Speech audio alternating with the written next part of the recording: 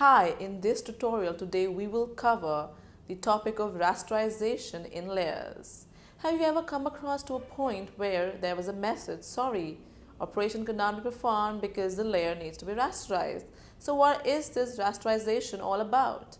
So let's see and learn today about rasterization. Rasterizing a Photoshop layer basically converts a vector layer to pixels. So what is a vector layer? As already discussed, a vector layer is a layer which has shapes created by lines, the pen tool or the shape tool. So these images are images with hard edges. But if we want to apply the artistic effects to the vector layer, we need to convert them to layers. So how and why? Let's move forward. Why rasterize? The brush tool, the eraser tool, the paint tool and the filters only work on rasterized layer. So if you're trying on any layer, on a vector layer, you're trying to apply these, you will have a sign which says sorry, not possible. You will not get the tool sign. To use one of these tools, the layer must first be converted to pixels, and this is when we apply rasterization. But remember one thing, after rasterization, the shape can lose quality after scaling and the text on it will become non-editable. So now let's move forward, dive into Photoshop and learn how do we rasterize a layer.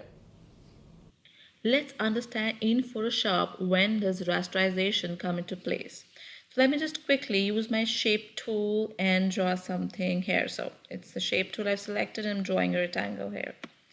Now this is this is a vector graphic. So basically the two tools that create vector layers are my shape tool and my type tool. So these two layers, the type tool and the shape tool, create vectors. And let me write something over here. So again, I'm writing something here and it's too small, so I'm gonna select it here so you can see the tutorials on the shape tool and the vector tools in tutorials point. So I have these two layers which are the vector layers. Now on vector layers we cannot use the eraser tool, the brush tool and the filters before they're rasterized. So there's something special about these vector layers. The vector tools, when you're gonna scale them, so let me just come to my rectangle and do a Control T so that I'm doing the transformation. This is to to scale it down. You can also go to edit and select the transformation, and you can shortcut, you can use Control T, Command T. So let me zoom it, just to increase the size. No matter how much I scale it, or maybe I can just zoom it by going here to my zoom tool. So do you want to apply? Okay, I want to apply, and I go into the zoom tool. If I zoom it up, I'm going to do Control plus plus. No matter how long do I zoom, the edges will just be perfect. Now let me go back and get back to what we were doing.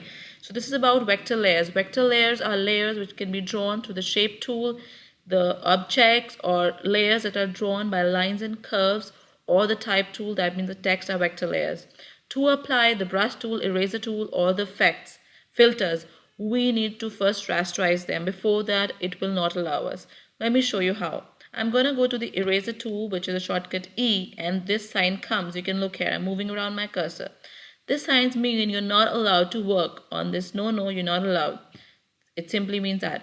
So let me just do a double click and it asks itself, this layer must be rasterized before proceeding. Yes, it should be. Okay.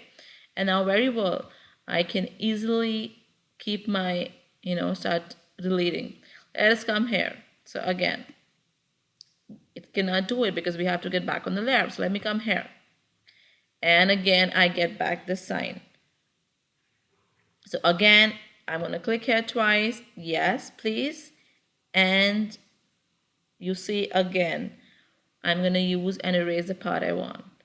So whenever you want to use eraser tool or brush tool or filters on your vector layer, remember to rasterize itself. So that's how simple rasterization is.